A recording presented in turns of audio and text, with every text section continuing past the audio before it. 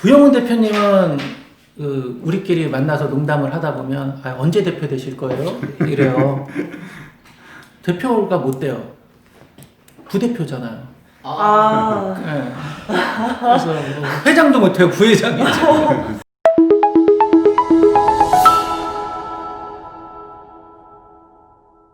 우리 주식회사 트리 부영훈 대표님과 함께합니다. 예, 박수 부탁드립니다.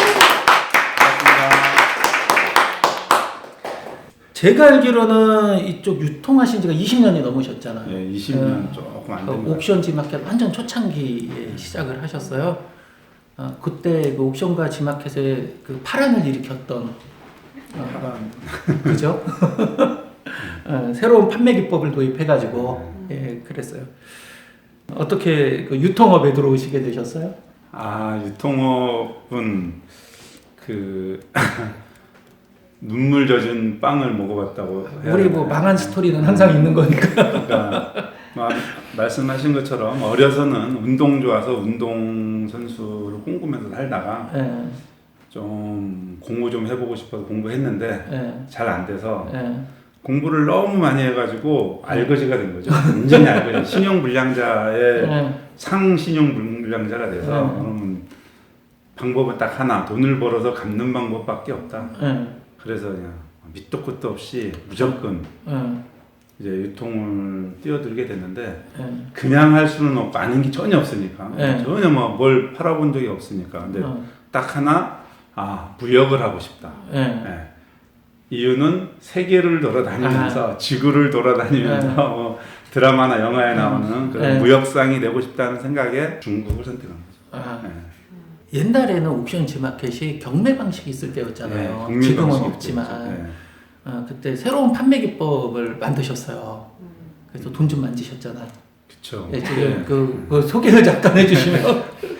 처음에 옥션이 말 그대로 옥션 경매 기능만 있던 시절이었어요. 그러니까 1,000원짜리 상품, 그러니까 경매가 1,000원으로 시작했단 말이에요. 제가 화곡동 가서 물건을 사다가 경동시장, 동대문시장, 남대문시장 이런 데를 다니면서 도매로 떼와서 올리면 안 사는 거예요, 사람들이.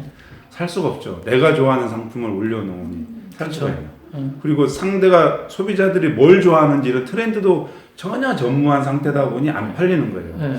그래서 생각한 게 경매가 1,000원에 시작하니까 500원짜리 상품을 사다가 1,000원 경매를 딱 올렸더니 1,000원에 낙찰이 되는 거예요. 무조건 50%. 그렇죠. 마진율은 100% 마진인 거죠.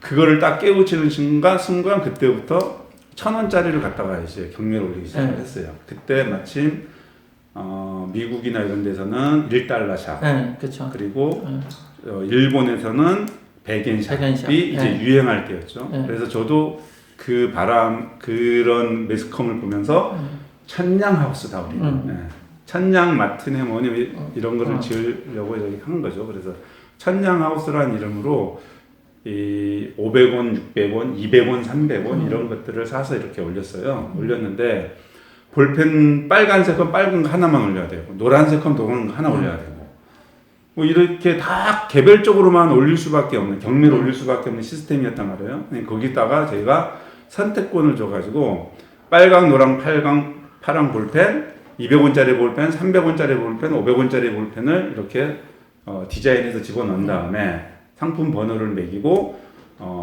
2개 낙찰을 받은 사람은 그 상품 중에 2가지를 적어서 이제 메모란에 고객 메모란에 적으면 우리가 2가지를 보내주는 그런 제도를 만들었어요. 잠깐 부연 설명을 하면 그때는 우리가 그 상품 등록할 때 돈 냈었잖아요. 네. 그렇죠. 상품당 돈을 냈어요. 그러니까 한 상품을 등록을 해놓고, 그러니까 10개 하면 10개의 돈을 내야 되는 거야. 맞죠? 그러니까 상품 하나를 등록해놓고 경매하고 안에다가 상세 설명에 쭉 상품이 붙어 있는 거예요. 뭐뭐뭐 있고 번호도 쭉 있어. 주문할 때 그 번호 적어 놓으라고. 2개 구매하면 2가지. 저 아이디어 문제인 것 같아요. 창업 초기 아이템을 굉장히 잘 잡으신. 그렇죠. 그렇죠. 판매 기법이죠. 아이템이라고 하기에는. 그렇고. 판매 기법이 조금 남달랐는데 그게 해보면 그러니까 이게 사업에 대한 집중력에 대한 차이인 것 같아요. 제가 그때 보통 하루에 한 3-4시간을 잤어요. 뭐 일을 열심히 하고 싶어서 3-4시간을 잔 게 아니라 아무리 노력을 해도 네. 상품이 단 한 개도 안 팔리는 거예요. 네. 일주일 내내 단 한 개 안 팔리는데 어쩌다 하나 팔리면 그 포장을 1시간 했어요. 정말 정성스럽게. 네. 다 의미가 없더라고요. 네, 의미가 없어요. 그러다 보니 뭐 새벽 2시까지 고민하는 건 당연하고 네. 그래서 어떻게 하면 팔릴까를 연구하다 보니까 하나만 올려가지고는 효율이 떨어질 것 같아서 네. 2개 올리고 3개 올리고 4개 올리고 5개, 6개, 7개, 8개, 400까지 간 거예요. 네. 그러다 보니 물류 공간이 필요한 거고 그렇죠. 근데 그게 그때는 굉장히 유용했던 것 같아요. 네. 네. 800원 하던 거를 직수입하면서 400원으로 낮췄어요. 네. 근데 2008년 외환위기가 닥치니까 그 400원도 다시 800원이 된 거예요. 네. 그렇죠. 그때 저희가 천냥하우스라는 이름 버린 거죠. 아. 버리고 천냥하우스라는 이름 전혀 안 쓰고 1,000원짜리, 2,000원짜리, 3,000원짜리, 18,000원짜리까지 거기다가 올렸는데 1,000원이라고 해놓고 올렸더니 1,000원짜리 사러 갔다가 18,000원짜리까지 사가는 거예요. 그쵸. 네. 그래서 평균 건당 구매액이 25,000원까지 올라갔을 거예요. 저희 통계에 의하면. 그게 이제 사업에 이제 성공하는 기반이 된 거예요. 네. 기반이 되었으나 마켓에서 가만히 안 있죠. 예. 왜 자기네가 돈이 안 되니까. 가장 웃겼던 게 노트하고 볼펜을 놓고서 연출 컷을 찍으면 노트는 왜 안 주냐. 그쵸. 볼펜만 오냐. 굉장히 황당한 그거는 서로 그냥 주장에 대한 문제인데 공정거래위원회에서는 그냥 딱 하나 소비자가 혼동하지 않도록 해라. 네. 네. 빨간 그러니까 옷을 팔면 한 사이즈만 팔라는 거죠. 한 그 목록 이미지에 하나만 들어가야 된다는 게 이제 주였죠. 거기서는. 마침 천냥하우스라는 이름으로 저희가 그 무역도 하고 있었고 그것도 무역을 하고 싶어서 한 게 아니라 수급이 불안정해서 수급을 안정화시키기 위해서 중국을 들어갔고 중국 들어간 김에 단가도 다운을 시켰고 그 과정에서 수입 대행 의뢰하는 회사들이 굉장히 많았어요. 옛날에는 그 경매 사이트 내지는 옥션 초기에 싸게 이제 도매라고 올려놓으면 이제 그 도매를 이렇게 주문을 하려고 하는 사람이 굉장히 많았죠. 네, 그러다 보니 뭐 도매로 자리를 잡아가는 상황이었고 그래서 소매가 이제 매출이 점점 떨어질 수밖에 없었고 그쵸. 그래서 저희는 완전히 이제 도매로 돌아선 상황이었고 그때 이제 배송 대행이라는 이제 상품이 저희 회사에서 나오게 되죠. 제가 중국에서 10년 정도를 살았어요. 들어가서 한국은 이제 직원들이 이제 잘 맡아주다 보니 제가 한국 들어오는 일은 이제 거의 없다시피 했는데 중국에 있으면서 무역권도 내가 현장 나가서 처리하고 그 다음에 옥션도 중국의 통신 상황이 그때 굉장히 안 좋았어요. 안 좋은 상태에서 옥션도 관리해야 되고 그러니까 매출이 이제 좀 떨어졌죠. 떨어지면서 한국 들어올 때마다 직원들 여럿한테 몇 개 봤는데 매출 오르지도 않고 내리지도 않고 관리자는 늘어나고 그래서 제가 뭐 좀 꾸준히 생각해 오던 건데 이거를 우리가 부영훈이 혼자서 팔려고 하지 말고 그냥 공개해서 여러 사람한테 주자 팔라고 그러면 부영훈 혼자 생각하는 것보단 여러 사람이 파는 게 더 이익이지 않겠냐 이런 모태는 어디서 시작된 거냐면 옷 시장이 있었어요. 이게. 옷이 있었죠. 그때는 저와 같은 생각이 아니라 배송 대행적인 사고가 아니라 상품을 찍어서 상세를 만들어서 파는 일을 그쵸. 했죠. 월 얼마씩 받고 50만 그 당시에도 한 50만 원씩 받았던 것 같아요. 그 옷이. 지금 생각하면 좀 웃긴데 상품을 팔아달라고 상세를 줘야 되는데 그분들은 상품이 팔리던가 말던가 상세를 받았단 말이에요. 그렇죠. 저는 그 상세와 그리고 우리 상품이라는 메리트와 이거를 다 해서 내가 팔던 옥션에 올려놨던 모든 상세를 다 웹하드에 올려놓고 마음대로 가져가라고 하자. 그리고 우리는 수익만 취하자라고 이제 생각하게 됐던 거죠. 그래서 이제 아무한테나 이 정보를 줄 수는 없어서 회사에서 일했던 직원들 위주로 해서 몇 명한테 줬는데 그게 반응이 굉장히 좋았어요. 굉장히 좋아가지고 공개 모집을 했죠. 공개 모집을 해서 제 1회 배송 대행 설명회를 했는데 그때 지금은 굉장히 우리 회사가 더 커진 기업의 대표님도 그때 오시고 저도 새로운 걸 자꾸 갈구하나 봐요. 그쵸. 기존 걸 자꾸 버려. 그냥 그것만 하면 되는데. 그러니까 이 영상 우리 시작하기 전에 잠깐 말씀 나눈 것 중에 저보러 계속 새로운 거 한다고 뭐라 그러셨잖아요. 말만 그러시고 제가 뵌 지가 거의 한 8, 9년 됐어요. 한 8년, 9년 됐는데 매번 만날 때마다 아이디어를 계속 말씀을 하시는 거예요. 이거는 어떻고 이런 계획이 있는데 근데 한 2, 3년 지나면 그렇게 다 하세요. 보통 우리가 사업을 하게 되면 반짝거려 갖고 막 몇 개월 만에 뭐 만든다라고 대부분 생각하는데 아니잖아요. 그쵸. 머릿속에서 굉장히 생각해서 구상해서 시간이 흘러가고 네. 이론적인 검증이 계속 그렇죠. 돼야 되고 예. 그래요. 그래서 보통 한 2년, 3년 네. 뭐 하나 론칭하는 게 맞아요. 3년은 돼야 예. 자신감이 생기는 것 같아요. 그렇죠. 또 그때 돼야지 뭘 할만해. 예, 그런 게 있어. 중국에 지금 아까 가셨는데 가서 회사도 차리시고 뭐 그랬잖아요. 네. 근데 회사만 차린 게 아니고요. 가정도 차리셨어요. 그렇죠. 아 진짜 현지화를 하신 거잖아요. 우리 그 늘보님이 그 인도 기반으로 사업을 하고 계신데 지금 답이 나왔어요. 뭐를 해야 돼요?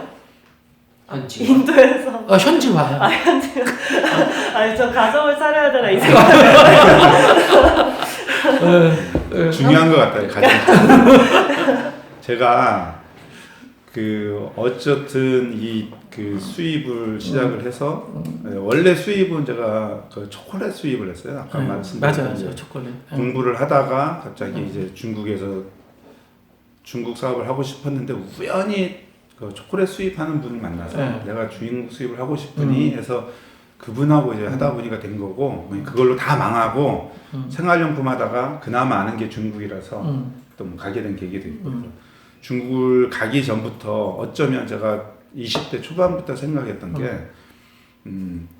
가장 잘 사는 방법 인생은 가장 잘 사는 방법에서 인생 그래프를 그렸던 적이 있는데 그 그래프대로 살고 싶어서 이제 쫓아갔는데 그 중에 하나가 이제 배우자는 어떻게 만날 거죠. 내가 평생을 같이 살 여자는 어떻게 만날 것이냐 했던 딱 찍어놨어요.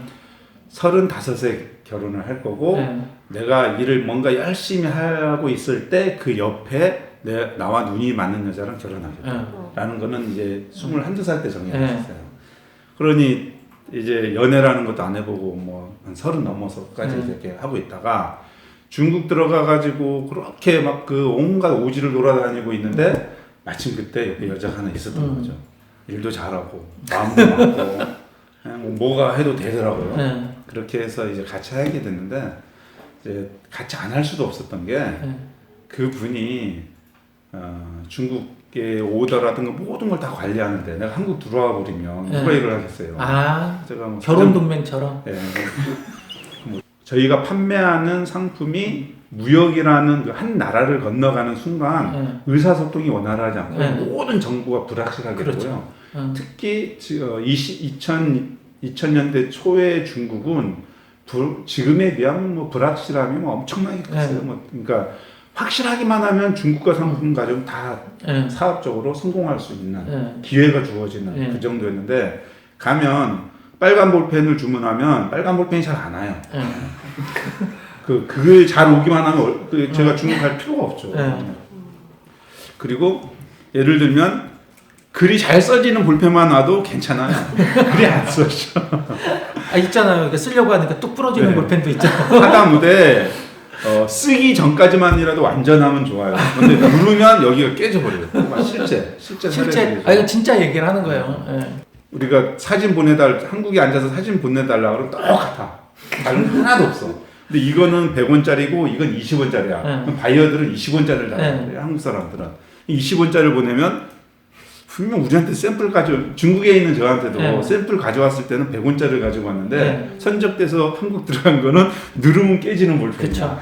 답답할 노릇이죠. 그래서 뭐 한국 사람들끼리 분쟁도 많고 그런 불확실성이 있기 때문에 제가 우리 도메토피아를 위해서는 중국에 체류할 수밖에 없었고 이런 불확실성에서 이제 사업하기보다 이제 좀 더 안정을 찾아야 되겠다고 해서 이제 결혼이라는 것을 해갖고 그래서 사업이 안정된 계기가 됐죠. 지금 이제 그 중국에서 아이템 이야기가 많이 나왔는데 그 아이템을 고르러 많이들 가죠. 초보들이. 정말 많이들 가는데 올해는 못 가죠. 코로나 때문에. 그 전에 보면 그런 과정도 있었어요. 교육 과정에서 이게 창업 이렇게 판매 교육하고 이후에 한 뭐 80에서 150만 원 이렇게 내고 가서 투어하면서 상품 이렇게 찍어 갖고 오는 그래서 다 울고 네. 이런 경우들이 많았는데 새로 시작하시는 분들한테 아이템 선정할 때 주의해야 될 점 뭐 이런 거를 좀 조언을 해주신다면. 아이템 선정 두 가지 방법이 있겠는데요. 방향이 두 가지 방향이 있겠는데요. 사업이 어떤 사업이냐에 따라서 내가 소싱해서 물류센터를 운영하면서 할 사업의 상품 개발이 있고 상품 소싱이 있고 뭐 서칭이라고도 하고 하는데 그다음 우리 그 B2B 배송 대행 셀러로서 이제 소싱 방법이 있는데 상품을 직접 선정하려면 본인이 이제 소싱해서 본인이 물류센터를 운영하면서 재고를 확보하고 하려면 상품에 대한 공부가 반드시 있어야 돼요. 품질에 대한 공부, 그 산업에 대한 공부, 그 다음에 소비자층, 그리고 연 소비량, 그리고 계절, 시즌이라고 하는 어느 시즌이니까 되게 복잡해요, 하기가. 저희가 처음 할 때는 아무렇게나 해도 됐거든요. 근데 지금은 굉장히 많이 공부를 해야 될 것 같아요. 그래서 상품 소싱을 직접 하시려면 국내에서부터 이제 이렇게 본품을 갖다 놓고 테스트하고 비교 분석하고 가격 뽑고 공장에 의뢰하고 공장에 의뢰는 예보다 쉬워졌죠. 관련 회사에 인터넷 조사하면 뭐 얼마든지 찾을 수 있으니까 그래서 한 달 정도만 공부하면 내가 그 상품 대상이라고 하는 그 상품에 대한 분석은 끝나니까 좀 쉽게 할 수 있을 거고요. 그리고 그 과정에서 시장도 아마 선택이 될 거예요. 시장이냐 공장이냐 도매상이냐 뭐 총판이냐를 결정해서 적절하게 자기가 받아가지고 물류센터도 위탁이냐 아니면 내가 직접 물류센터를 운영할 거냐 이렇게 해서 하면 되는데 이제 그때가 이제 시작인 거죠. 여기까지. 그때가 시작인 거지. 이제 시작을 한 거고 이제 물건이 팔려야 되잖아요. 팔리는데 이제 내 브랜드가 내 상품이 팔리는 데는 굉장히 많은 시간이 필요하고 뭐 시간을 줘서 팔리기만 하면 괜찮은데 이게 또 잘 하기 어려운 게 영업을 또 해야 돼요. 영업. 기존에 있던 상품이라면 영업을 해야 되고 기존에 우리나라에 소개되지 않은 상품이라면 낯설기 때문에 광고를 해야 돼요. 그러니까 뭘 하든 몸으로 뛰든 돈으로 때우든 굉장히 어려운 과정이 있을 거고요. 근데 우리 DB를 이용해서 판매 영업 사업을 하는 B2B 온라인 배송 대행 셀러라면 서칭이라는 거는 좀 의미가 없는 것 같아요. 지금 우리 그 판다 우리 대표님이 하시는 것처럼 다양한 상품을 가장 손쉬운 방법으로 빠르게 등록을 해서 다양하게 팔아보는 거죠. 여러 루트에다 옥션, 지마켓 뭐 이런 거를 가리지 말고 어디든지 다 싹 팔아보는데 이제 그럴 필요도 없을 것 같아요. 테스트를 다 해놓으셔가지고 여기에 요거라는 경우의 수들이 많이 나와 있는데 그 루트를 따라서 하시면 일반적으로 일반인이 결코 도달할 수 없는 경지를 몇 달 안에 도달을 해요. 그건 어느 정도의 차이가 나냐면 조기 축구를 하는 3, 40대 조기 축구 선수와 초등학교 선수와의 싸움 정도. 그래도 초등학교 학생들이 3, 40대 조기 축구 아저씨들을 가지고 논다라고 보시면 돼요. 그 정도의 실력을 쌓게 돼요. 여기서 판다에서 퍼넨에서 초등학교 정도 수준만 배워도 어디 나가서 일반인이 판매하는 수준의 이제 거의 뭐 최상위 레벨에 속해 있다고 보시면 될 거예요 아마. 그렇기 때문에 칭찬하시고. 그 선배들이 만들어 놓은 거죠. 근데 이분들은 선배가 없었어요. 본인들이 테스트하면서 본인들이 그 통계를 완성해 가지고 그 완성한 거에다가 또 프로그램 더 딥히고 해가지고 여기까지 왔는데 DB 셀러를 하실 거라면 그런 통계를 가지고 있는 그 셀러를 찾아가서 스승으로 삼고 배우는 게 가장 빠르고요. 상품 소싱은 의미가 없죠. 왜냐하면 팔리는 상품, 안 팔리는 상품, 유형, 시즌별 다 나눠져 있어요. 다 준비되어 있어요. 중요한 거는 내가 어떤 의지를 가지고 내 의지, 나의 아이템을 얼마나 더 심느냐만 다른 거죠. 그러고 나서야 뭐 소싱이라는 말도 할 수 있을 것 같아요. 왜냐하면 그 전에는 어떤 행위를 하더라도 전부 다 우연이거나 어떤 패턴에 의한 거. 선배들이 만드는 패턴에 의해서만 장사가 되는 거고 저 오늘 100만 원어치 팔았는데요. 아무나 100명을 갖다 놓고 동시에 상품을 등록하면 100명 중에 한 명은 100만 원 팔아요. 그 다음날 또 누군가 팔아요. 근데 같을 확률이 거의 없어요. 예, 그럼 1년 후에 이 100명은 전부 다 집에 가죠. 한 번은 그럴 수 있는데 두 번 그럴 수 있고 세 번 그럴 수 있는데 네 번, 다섯 번은 안 된다는 거죠. 그 네 번, 다섯 번 된다는 게 이 사업 패턴인데 그거를 판다에서는 오랜 시간 동안 이제 틀에 맞춰가지고 다 짜놨죠. 그걸 다 수집을 해서 이런 경우에 반복된다. 이런 경우는 반복되지 않는다. 그렇기 때문에 이제 그런 유형을 익히는 게 이제 중요하지 않을까.